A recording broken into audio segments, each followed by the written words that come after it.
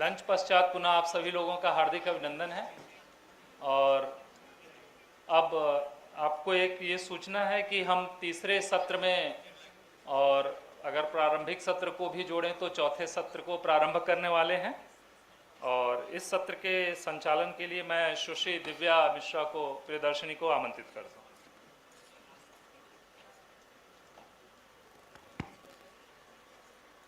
A very pleasant afternoon, everyone.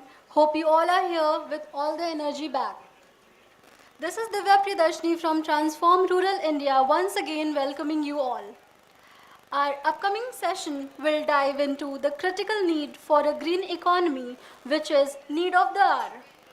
We will figure out about fueling the rural economy with environmental resilience and role of markets for alternative financing of the green economy. I would like everyone to prepare the questions during our discussion and would like TRI team to collect the questions. And now I would like to invite our esteemed panelists, Richa Sharma ma'am, Dr. Gyanendra Maniji,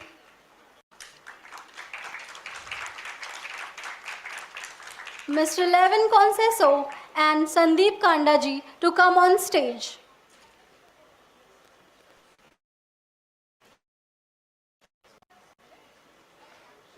And now, to lead this conversation and for context setting towards a greener future, let's welcome our moderator, Mrs. Neerja Kudrimoti, Associate Director and State Lead at Transform Rural India.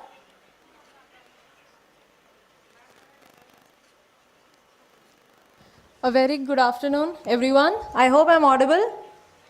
And I hope you are as energetic as you were in the morning, especially after lunch. So let us begin with some context, and then we'll move to the panelists' introduction. So as we all know, climate change is a very serious issue that we all are facing. It is also going to lead to a lot of biodiversity loss, and overexploitation of natural resources, destruction of natural environment, and pollution are few of the things that are happening all around us, which you are aware of. But when you look at the Indian context and the future that India has, by 2050, do you all know, by 2050, India is going to experience severe water stress. By 2050, India will also need 80% more energy, and most of it is going to come from fossil fuels. By 2050, greenhouse emissions are going to double. And of course, it has an impact on our economy.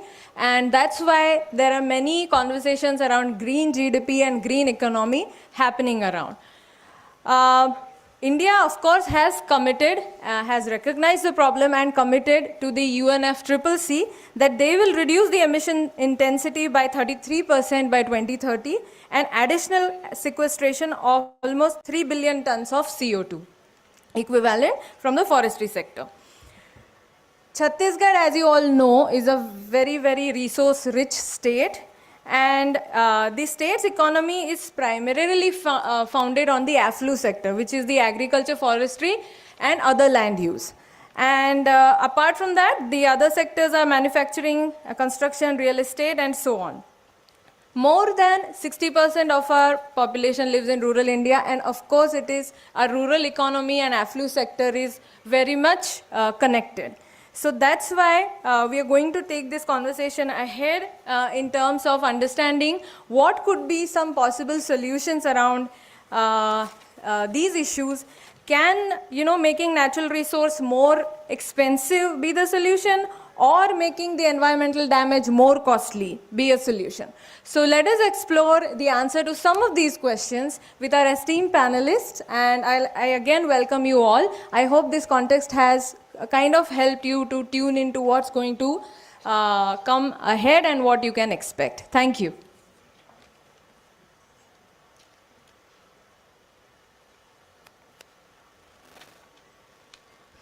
Here I am feeling a great privilege to welcome the thematic experts of our session. Please welcome our panelists with a huge round of applause.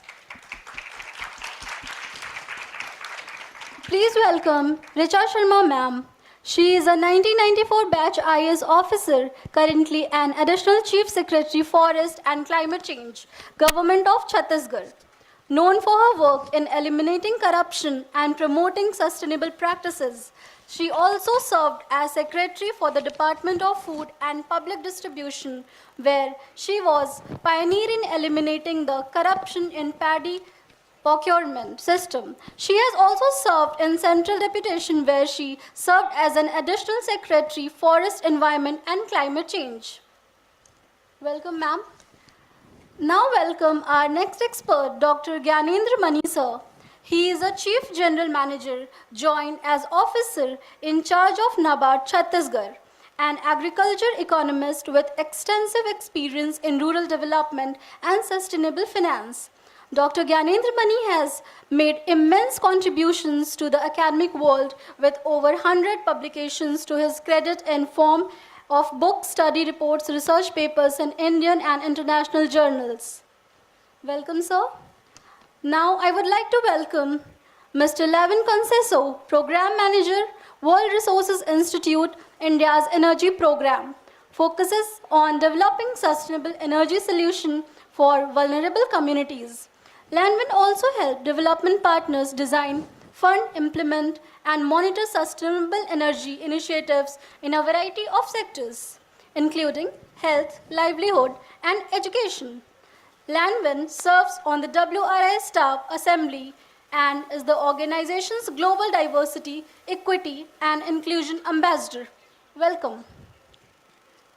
Now I would like to invite our fourth panelist, Mr. Sandeep Kanda, sir, Consultant, World Bank, a carbon market expert with over 20 years of experience in climate change and environmental issues.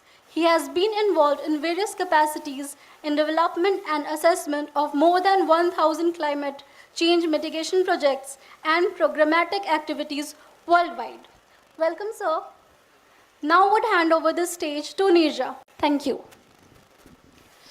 Thank you, Divya. So without wasting any more time, let us begin this very interesting conversation and a very popular one, because we have received a very high amount of interest in this session. So I would like to take on the first question.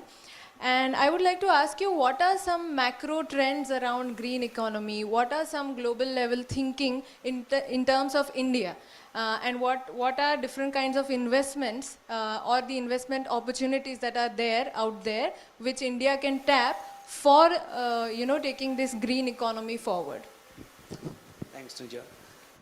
First of all, thanks for inviting me to this event. Answering to your question straight away, so at a broader level, there's a lot of work happening on green transition, and that's what we have been hearing since morning as well from the different participants.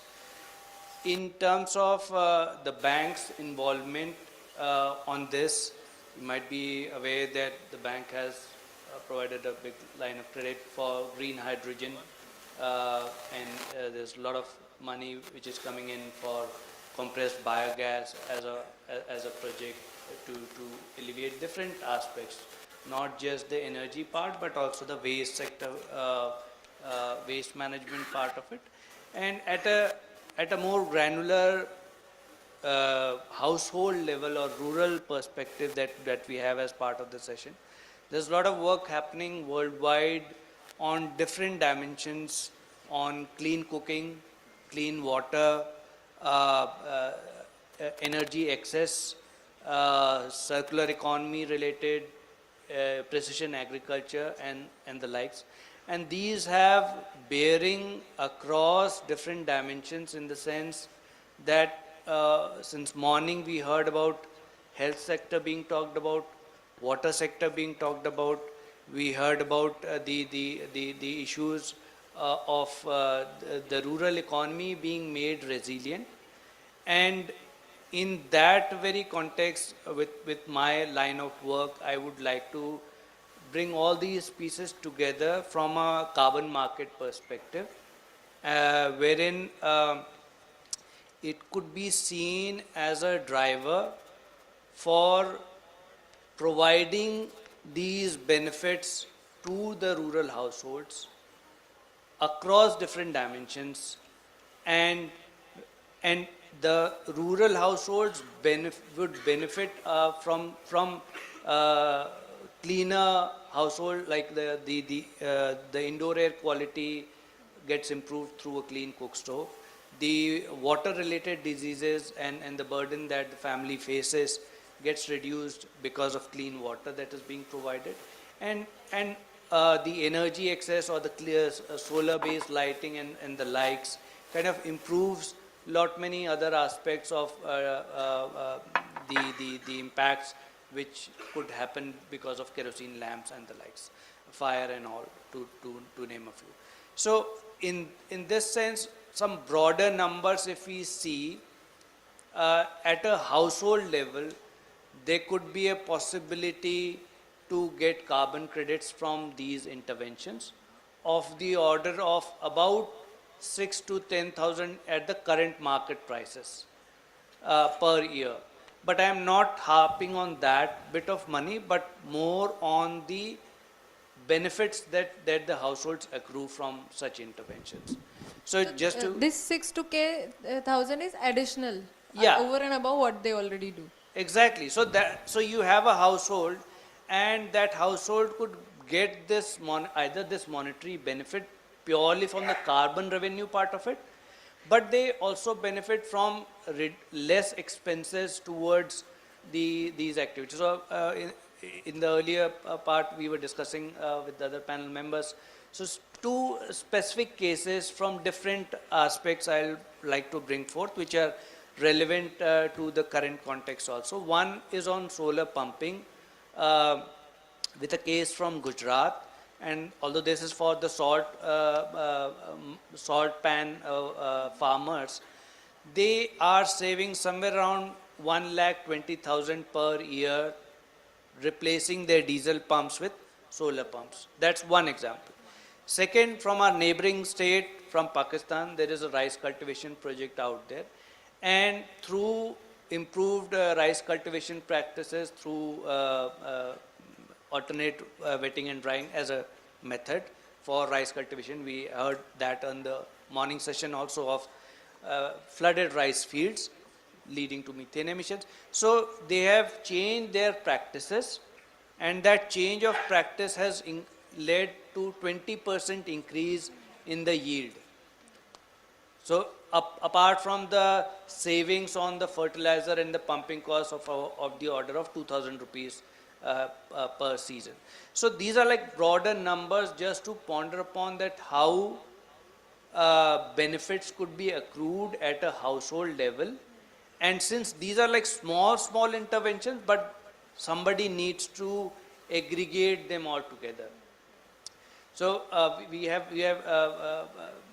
Dr. Mani from NABARD here, and NABARD is doing fantastic work in terms of deploying things on the fields with different kind of practices. So I'll not interfere in his space, but just to point out that there is an aggregation platform which can be created, wherein the benefits could then be transferred to the household, to the farmers through different interventions. I'll just stop here to not take time for others. Yeah, thanks. So thank you so much, Sandeep. That was very interesting. And aggregation of these small initiatives, I think government has a very critical role to play here as a facilitator. Although government can't solve all the problems, but ma'am, then let's go to your question next. As an aggregator, what are some of the steps that we need to take in terms of aggregating such solutions, and as well as what more do we need to do in the space of adaptations and mitigation? So thank you for inviting me to this session. As far as adaptation and mitigation actions are concerned, I mean, I can speak at the national level, but also state specific.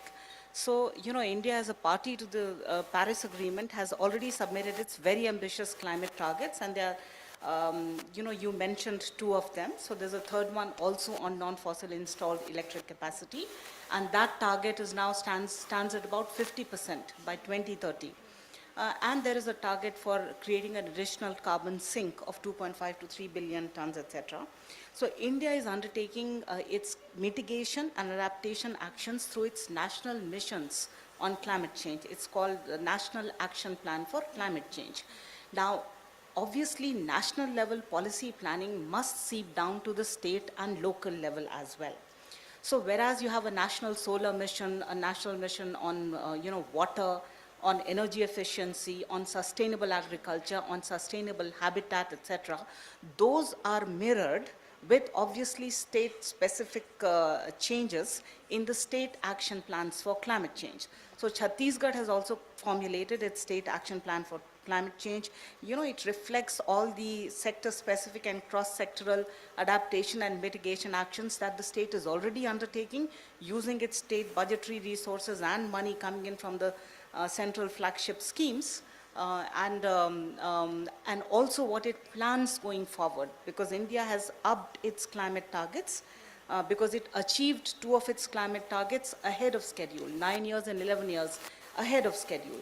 Therefore, India enhanced its climate targets, which means that now at the state and the local level, we have to put in greater efforts to achieve those targets. To his question on aggregation, etc., I think he was speaking in the context of carbon markets. For instance, how is a household that is using a clean cooking fuel, how is it going to monetize, how is it to get its carbon credit? It's the state that has to get together to aggregate and then facilitate that trade in credits. So as far as India is concerned, a domestic carbon credit trading scheme under the Bureau of Energy Efficiency is now in the offing. They are transforming, they have a scheme called Perform, Achieve and Trade, PAT scheme, which is in its 8th cycle now. And that is actually going to, at this time, the designated entities have got specific energy consumption targets, but that's going to change into GHG emissions intensity targets. So in India, the carbon credit trading scheme at a domestic level is actually not operational right now. That is my understanding, and please correct me if I'm wrong. Of course, there are voluntary carbon markets. And there's a whole issue here on whether if a country allows the transfer of its credits outside its shores, will it then be allowed to use those emissions reductions towards its own climate achievements, climate targets or not? So this is something, technically known as a corresponding adjustment. So if we allow the transfer of credits outside the country, then we have to put in that much more effort towards achieving our climate targets. So I don't know whether there are examples in India on, on these platforms where an aggregation is possible. We would be happy to learn about them and see how we can actually utilize those opportunities as are available to facilitate, monetizing those carbon credits and making it available at a household level. Personally, I'm not aware. About voluntary carbon markets, we are actually very, very cautious because they are beset with a variety of problems. And so we would like to treat very, very cautiously in the voluntary carbon market space. I know that there are states that are probably considering it, doing it, but Chhattisgarh is not one of them. But we have an open mind. We would like to assess the opportunities even there if available, and then we'd like to move forward accordingly. So I think those were just my initial remarks. If you have any further questions, I'm happy to respond, but I'll leave it at that. Yeah. So I'll come back to you, ma'am. We'll talk a little bit more on that. Now to moving to Landwin. We, even Richa ma'am, Sandeep, the solutions that they suggested, and, the carbon markets, looking at green energy space as well. So, as per your experience, you have an international experience as well in the green energy space. So, what are some of those solutions that actually can work, integrating all these things and helping communities deal with climate change, as well as they benefit, financially also over and above whatever they are earning currently? Right. Firstly, thank you so much, Neerja, and firstly, thank you to TRI and IIM Raipur for kickstarting this Indian Rural Colloquy, which is looking at ideas to keep rural communities at the center of this transformation. And speaking about the energy transformation, I do agree with Richa ma'am that I have not seen many examples as well in India of these. There have been, of course, efforts to also bring distributed renewable energy credits or DRECs here. And a big issue that, at least we as researchers are seeing is that there isn't currently a mechanism where the energy that is being consumed by a facility or by any other building is being measured, right? So unless you're really measuring your consumption, how do you know what are the carbon emissions that you're actually avoiding? So I think that has been a big issue, and that's something that we've been working on, particularly at the intersection of energy and healthcare. India has pushed forward quite a bit in terms of the healthcare space and integrating renewable energy. There's now a mission called the National Program for Climate Change and Human Health, wherein states can actually within the under the IPHS guidelines, within their budgets or the program implementations plan that they send to the center, they can actually include a line item on renewable energy, right? So and this is something which I'm sure can actually go on to other sectors as well, because and I think today with this conversation on good governance and convergence, so how can you look at different development sectors actually integrating electricity priorities in them, and then budgeting in that way where this amount of funding can actually come to these public health facilities. And then that is of course one level, but the second level, like I said, is I think putting up monitoring and measuring standards in place that can actually make sure that you're capturing the data on what is the energy benefits that are going to the community, and therefore how can they benefit from the carbon market. So I do hope that that is something that can be done. Another international practice, and this is something kind of personal to WRI India as well, is this platform called the Energy Access Explorer, or EAE. So Energy Access Explorer is an open source geospatial platform, and it was just last week declared officially as a digital public good. Just like you have physical public goods as libraries and parks, Energy Access Explorer is something which is an open source geospatial platform and can be used by anyone here in this room. This has, of course, been implemented in 7 countries across Africa and 3 states in India. So that's Assam, Jharkhand, and Nagaland. And we're going to bring it out in Mizoram soon as well. And that's the thing, right? It's implemented in countries versus states because our states are so complex, right? So diverse in terms of its own economy, be it agriculture or MSMEs, but also sectors such as health and education. So, you actually need state-level solutions. And what this basically does is that it takes data from of course, the electricity sector in terms of your solar radiation levels in your electricity infrastructure, but also then looks at collaborating with government agencies like the health department to look and geolocate all the health facilities, all the schools, and overlay these different data sets, including water as well, which I was quite interested to hear today in the previous session as well. But actually overlaying these data so that governments can prioritize which are the blocks or districts that they need to prioritize for energy interventions, and how can those then go on to provide more benefits. So yeah, and I bring that up because we have not done it in Chhattisgarh still, but we hope that this is something that we can try out here as well. Thanks. Very, very interesting, especially the Energy Access Explorer. That seems very interesting, and let's see if we can, bring that to Chhattisgarh as well. So moving forward, as ma'am also said that, we have upped our climate targets and we are already on our way to achieve them, and we have achieved many of the targets as well ahead of the time. So NABARD has recently, gone under they have restructured themselves, and they are now in a better space or a better position to support this whole green transition.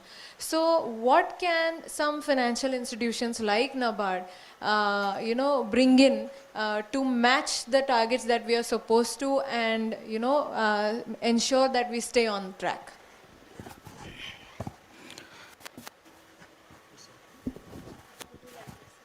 Yeah. First of all, thanks to you. And I'll be talking about the financial landscape in the country. The central bank and the financial regulators, central bank means Reserve Bank of India, and financial regulators like SEBI, they had long back recognized the issues of the climate change and how it is going to affect the financial stability of the country as a whole. And that was the reason, that's why they started issuing the many policy directions and the different instructions to different financial entities, rather regulated entities in the country. And that worked well. If you look at the figures today, I think what ma'am has correctly pointed out is that we have already achieved all the first NDC targets long back, like 33% of this one and percent of the non-fossil fuel. We have increased that one. That is one thing. Now, the issue is that since these climate shocks, climate-related shocks, that is affecting the financial stability of the banks, now the banks have to insulate themselves because that is going to come as a credit risk, that is going to come as an operational risk, that is going to come as a other type of various risks, the financial, what balance sheet gets affected by these shocks. So, NABARD as an apex bank for agriculture and rural development also transformed itself, and then we started working that how we can increase our green portion in our balance sheet, our regulated entities like RRBs, cooperative banks. Similarly, Reserve Bank of India also taking care of the commercial banks, small finance bank, other entities also. So our objective is that we have fixed targets for what percentage of our balance sheet will be green by what time. So this is the target different banks are fixing. Say for example, State Bank of India has already said that 10% of its business verticals will be green by 2030. NABARD by its own way, now it has also come out with the framework for the taxonomy that is very important for going ahead with the climate related issues to address. So what we are doing is in that one, not only we are financing, we are providing financial comforts to state government, to the bankers, as well as also we also showing the demonstration models in the field that just look at these models, these are workable, and what I am telling is that natural farming, organic farming, all these things are viable, viable as compared to the, are more economically more remunerative as compared to the traditional farming of that one. So NABARD, what he has done, like we have come out with lot many products for the financial support to the state government, like Rural Infrastructure Development Fund is one, NABARD Infrastructure Development Fund is there, from which we are providing loan to the state government. Here, if you take the example of Chhattisgarh, we have provided lot many loan for the solarization of the pump that is going to the CREDA. That is one type of comfort. Similarly, we are also providing sort of developmental initiatives like climate smart agriculture. Say for example, we have initiatives at the ground level, we have watershed projects, we have tribal development projects, we have farm sector models also. What we are doing to show that on the one hand, we are sensitizing the rural people, farmers, that if you transit to that type of cultivation, it is not what is making you to lose something on the economic front. So say for example, last year also we had demonstrated two models in our watershed project in Kankere districts and also in Korba districts. Surprisingly, we have found that these organic farming products, farms, they have yielded better, as well as not only that, they have also helped the farmers to save on that one. So these are the things we are helping towards that one. Similarly, in the state of Chhattisgarh, the issues are different as compared to the national level. Here in this case, if you look at, there is one agriculture sector, the industry sector. This is one state where industry sector's contribution to the national economy is much more than the national average. So that is the one thing state government and the state government has to take care of these sensitivities. And more than that, banking sector, which is also taking care of this type of requirements of the industry as well as agriculture sector, they are doing wonders. And they have come out with lot many financial models to support this type of interventions. Thank you so much, Gyanendra ji. That was very insightful. And these products, including rural infrastructure and climate smart agriculture, we not need to talk about how we can make these more accessible to especially small and marginal farmers, especially women. So, Sandeep, coming back to you, you also have a very rich experience in terms of assessments, GSG assessments and things like that. What, according to you, because unless and until we actually start with those assessments for whatever it is that we want to do, we need to basically have some kind of assessments done. So how can we mainstream these assessments, and how can these assessments actually help the small and marginal farmers? How can we make these assessments useful for them so that they can make those conscious decisions? See, there are two things to the whole aspect, and I'll try to link it back to the other panelist interventions which have happened. We have talked about asset creation at a household level, and we have talked about technology, and we have talked about processes as well. And these are across different dimensions. So, to take a particular example which kind of touches upon across these three aspects, from the Ministry of Steel part, I hear that they have come up with a policy direction that the steel industry need to use 20% of charcoal, right, replacing the fossil based coal. And this charcoal is to come from, say, like this can come from bamboo cultivation, and that being converted to charcoal and all. So from a technology perspective, and just kind of bringing things together, at a household level, a cook stove which is using firewood while cooking can make charcoal. That's one intervention. An asset being created at a household level. The household getting clean cooking practices, clean air, and at the same time, it is getting an output which they can sell to the market. But that's a very small quantity, right? A household at max with a size of, say, 5 would be generating, say, around 5 tons of charcoal per year. That's not a big volume for a steel plant like Bhilai steel plant or any other steel plant. So, but when the collective comes into place, when there are similar interventions, the farmers cultivating bamboo, using it for cooking, generating charcoal, and at an aggregate level, when across multiple thousands of households, when this is being aggregated by at a depot, by an entity, then it becomes sizable volume to be of making sense to the steel plant. Now, herein comes different actors which come into play, and different markets which also come into play. One, I already said that the household is benefiting from the clean cooking practices and at the same time generating revenue as well from this whole process. But there is another bit of revenue which could be generated from the carbon credit part, which could come from different markets, not just the domestic market but the international market also. And when we talk of international market, there could be two different possibilities. That one, that it goes out wherein the Indian government also needs to do corresponding adjustment. The other is where it goes out but no corresponding adjustment is needed. That's the voluntary carbon market, right?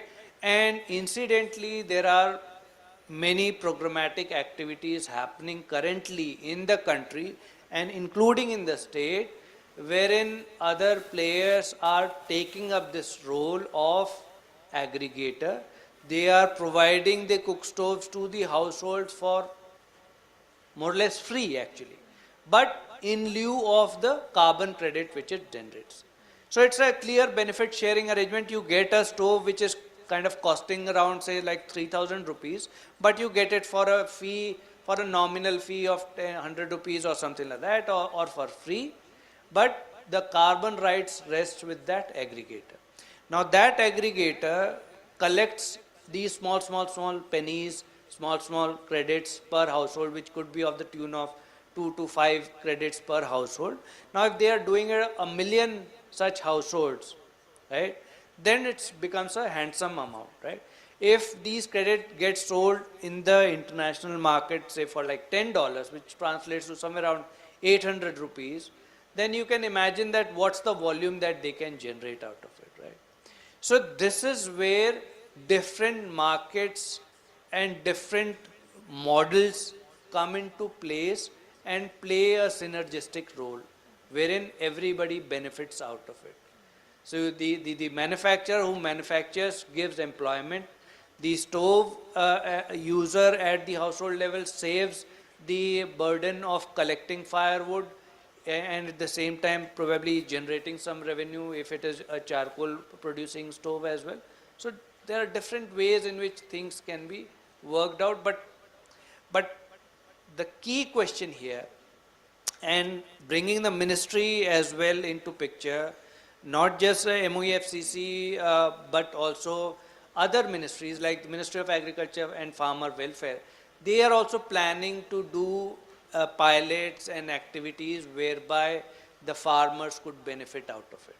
So here the aggregation arrangements are being developed as to how and who would do that, because in this whole process, as ma'am rightly pointed out, that there is some apprehension with the voluntary carbon market, and the ministry directly cannot take part, or there are KYC thing to be done at the registry level and all. So who would be the nodal agency who can take up this role? So taking another sideline example on the mobility space, on the transportation space, many of you might have heard of electric vehicles and all.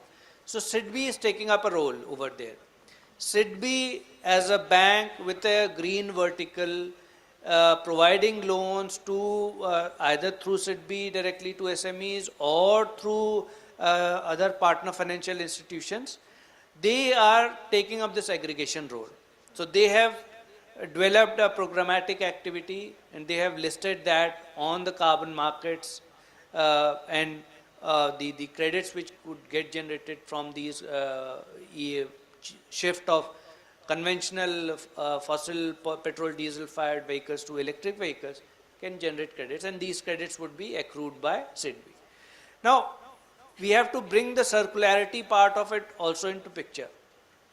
It's not that the asset is being given and it is forgotten over there. There is a maintenance part of this whole system also. So the carbon revenue also plays a role over there in terms of ensuring that the practices are being followed, because then only the credits would get generated, and at the same time the revenue which gets generated can be plowed back into the system to ensure that it is properly maintained and run well to for its sustainability over a longer period of time. Yes, Thank you, Sandeep. That was quite insightful. Now coming back to Richa ma'am, there are lot of things that need to be done, and we would like to know from you what is the kind of preparedness that we need to have to be able to actually do things in the green economy space, and especially AFLU sector, which is very much linked to our rural areas. So in agriculture, forestry and other land use sectors, what is the level of preparedness and what are some steps that we all can take? So obviously adaptation is very much, I mean, from our perspective, adaptation is more critical for this state than mitigation. Our state per capita income is much below that at the national level. And also in terms of per capita emissions, India as a whole is very low. in comparison with the global average. So mitigation, yes, we will undertake where feasible, but our core focus has to be on adaptation to the current and projected climate impacts. In the agriculture sector, I'm sure you would have discussed in the agriculture session, we have to, we are primarily a paddy producing state. It's water guzzling, also causes methane emissions, etc.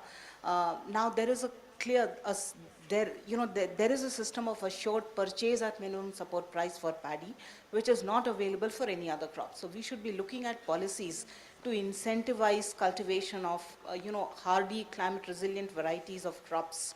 So crop diversification would be something that we should be looking at, how to make something else as attractive as paddy cultivation is today in Chhattisgarh. Paddy is also a water guzzling crop, so in terms of conserving our water resources, that would be helpful. So we would like to, the Indian Council of Agriculture Research is implementing the national innovations on, it's called NICRA, National Innovations in Climate Resilient Agriculture. We would like that some of the demonstration villages they take up some demonstration villages in Chhattisgarh also, so that, ICR keeps developing these climate resilient, drought-resistant varieties of seeds. Probably Chhattisgarh will not see flooding, but drought is a very likely possibility. So those varieties of seeds, we want to increase the area under cultivation. We want to use precision irrigation. We want to make better, nutrient use. We don't want to use excessive fertilizers. Transition to more, natural fertilizers and pesticides without compromising on agriculture productivity. If we think that any of these newfangled ideas are impacting productivity in the near and medium term, we may have to do a rethink. So a balance is required everywhere. Of course, we have to protect, respond to the climate change, but at the same time, we cannot compromise our food security. We have to look at the right solutions that help us mitigate, adapt, but also not impact our productivity adversely. So I think these are some of the things. Solarization of pumps was talked about. So these are all the measures that we need to take in the agriculture sector so that our food security is maintained. In the forestry sector, obviously, Chhattisgarh's forests, I think 496 million tons of carbon stock is contained in Chhattisgarh's forests. It has increased between the assessments in 2016 and 19. So we want to make sure that we adopt the right silvicultural practices. We prevent the degradation of forests. We, do everything that is needed by planting, native species and, preventing forest fires, doing everything to improve the forest cover in the state, improve its quality and its carbon sequestration capacity. One other thing I just want to mention, responding to what the gentleman from NABARD said, NABARD also has a very big role. You are an accredited entity, sir, for the Green Climate Fund as well as the Adaptation Fund. So for other states, not Chhattisgarh, NABARD has very successfully brought in projects from the Green Climate Fund and as well as Adaptation Fund. So we would hope that for Chhattisgarh also, we develop projects in water, agriculture, relevant sectors, so that we can attract some of that international climate finance in the state as well. Thank you. Thank you so much, ma'am. I totally agree with your viewpoint on the balance. Even today in the morning, I hope you all remember, even Rahul Bhagat sir had said that we have to be mindful of how we go ahead from here. So I will actually now go to you, because that was my next question about Green Climate Fund that ma'am has only sort of triggered. So I would like you to take that question. How can we, what are some opportunities, what are some areas of interest, what should we be focusing on, what are some critical issues with respect to, how Green Climate Fund can be made more accessible to the, rural communities? Yeah. NABARD is basically taking care of 3 funds. One is National Adaptation Fund for Climate Change. That first tranche was already utilized, where 30 projects were financed, sanctioned in 30 states, 28 states. Then United Nations Adaptation Fund, NABARD is also the national implementing entity, where 8 projects have already been implemented in the country. And Green Climate Fund, 2 projects have already been sanctioned, one in Odisha, another is in Maharashtra. So Green Climate Fund is one where I think we can really work hard, and I think if proposal is prepared, keeping with that, NABARD can always facilitate in the preparation of the projects, and that can be done. First tranche of this United Nations Adaptation Fund is already over of 10 million. Second tranche is open. So I think when I was not here last year, so last year NABARD has invited proposals from different states also for United Nations Adaptation Fund, and it was forwarded to the Adaptation Fund Committee. But I don't know whether state government prepared any project and forwarded to the NABARD for onward transmission to the sanctioning committee. But certainly we can always look for the Green Climate Fund. That is one fund which we can, because the Odisha model is very successful. They have come out for the solarization of the pump set and also rooftop solution. So for then ADB also, we are in talk with the ADBs for line of credit for this type of interventions. So that can be always make use of. So that is one thing we can do.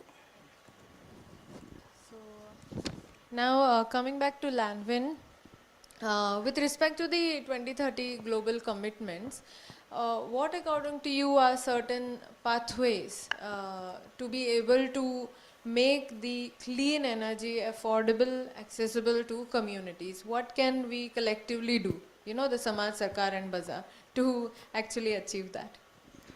Right, thanks, and I like how you put it at the end. I mean, I think everyone's talked about some of these, goals under the Paris Agreement. So another goal that is also there is the 500 gigawatt of non-fossil fuel target that the government of India has. And over there, I mean, again, like I think Richa ma'am said that we are well on our way to also achieve these renewable energy targets.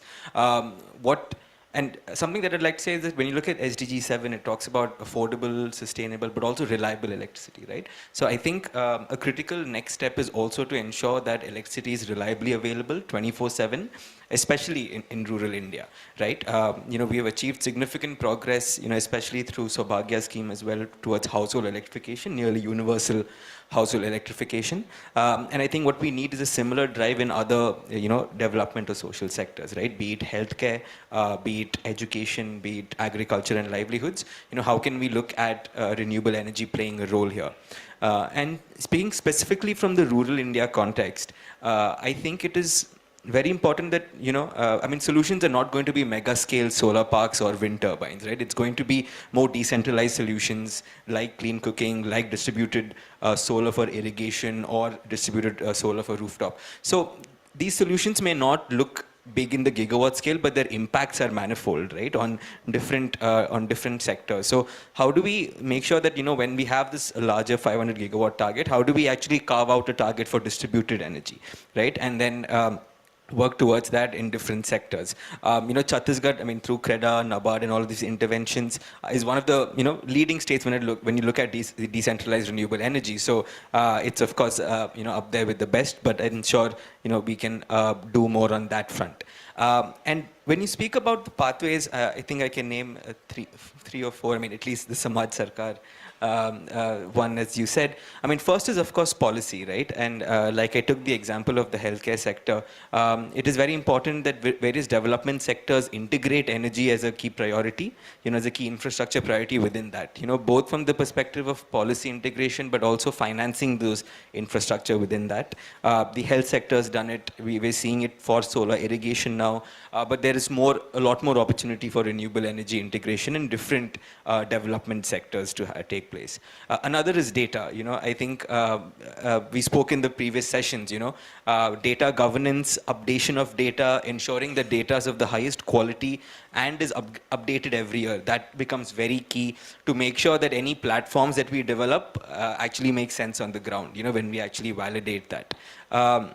Another point, coming to the people is capacity building and awareness, right? I think many of these solutions sometimes are talked about in policies, but maybe at the ground level, people are not aware of those. So how do we build awareness, but also build capacity to take ownership of some of these solutions, right? Because unlike the grid electricity which comes to your homes, sometimes these distributed renewable energy solutions need to be taken care of better. The case for operation and maintenance, as you mentioned. So how do we actually build awareness of communities and also the entrepreneurial ecosystem to make sure that the maintenance and operations takes place in a very sustainable manner going forward? And lastly, finance. I think we've spoken a lot about it. Global climate finance commitments of $100 billion a year. We are very far off from meeting those targets still. So there is a role for international finance to really come in the States and also come to the sectors of priority, come to areas where there is need. I think making sure that funding flows to those areas is a big responsibility that various stakeholders can also play. Thank you so much, Lalmin. That was very, very insightful. I think a lot of our efforts in the green space are currently funded by the domestic funds. And we really need to look into, these alternate funding options, especially drawing funds from the international levels or the carbon market. So thank you so much. That was very insightful. Since we are running short of time, we will now move to the Q&A session. We have communities actually. We also have people connected online. I would like to tell you that. And we have a question from the community themselves to the panelists. So Palash, do we have the communities here? Are they ready with their question? They are connected from Kondagaon. नमस्ते sir, मैं Gita Baghel, cluster accountant Mardapal, जिला Kondagaon We से are बोल not रही able to see them on the screen, Palash. दीदी 1 minute रुकिएगा, हाँ?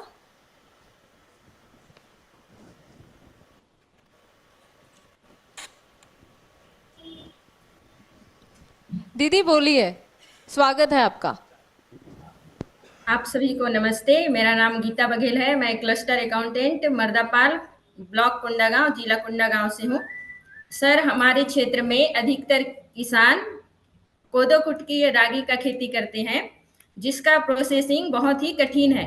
इसमें उत्पादित बीज में कंकड़, पत्थर, खरपतवार एवं अन्य फसल के बीज मिश्रित रहते हैं, जिसका छटाई और गहाई करना बहुत ही मुश्किल हो जाता है, जो हमारे महिला किसान दीदी द्वारा किया जाता है. हमारे क्षेत्र के महिला किसान दीदी कैसे विशेष रूप से सौर ऊर्जा से चलने वाली मशीन तक पहुंच सकते हैं, जिससे थ्रेशिंग करने में आसानी हो तथा महिला किसान की दीदी की आय में वृद्धि हो सके. धन्यवाद.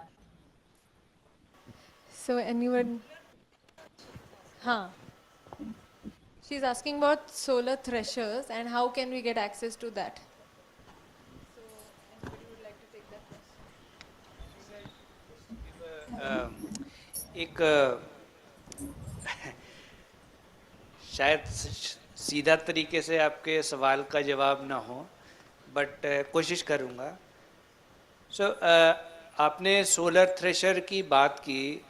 अब इसमें दो चीज़ें हैं, सोलर है और थ्रेशर है, राइट? तो सोलर अगर आप लगाते हैं और थ्रेशिंग का जो रिक्वायरमेंट है वो तो आपका जब आपका आएगा हार्वेस्ट तभी होएगा, बाकी टाइम पे वो सोलर पैनल क्या करेगा?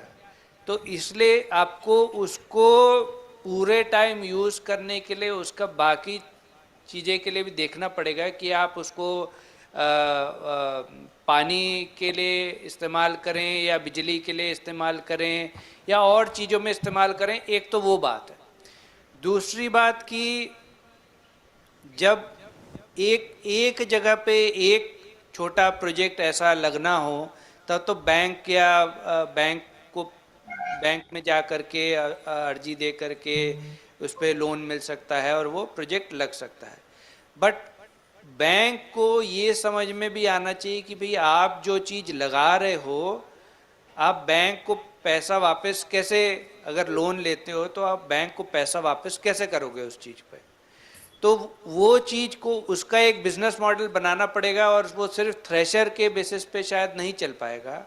तो इसलिए आपको इसमें दो तीन चीज़ें हो सकती हैं कि एक तो इसी टाइप का मॉडल सिर्फ आपके लिए ना बन करके एक बड़े क्षेत्र के लिए बने, तो उसका जो कैपेसिटी है वो बहुत ज़्यादा होगी और फिर वो बैंक के लिए भी आसान हो जाएगा उस टाइप के लोन आपको देना और लोगों को भी देना।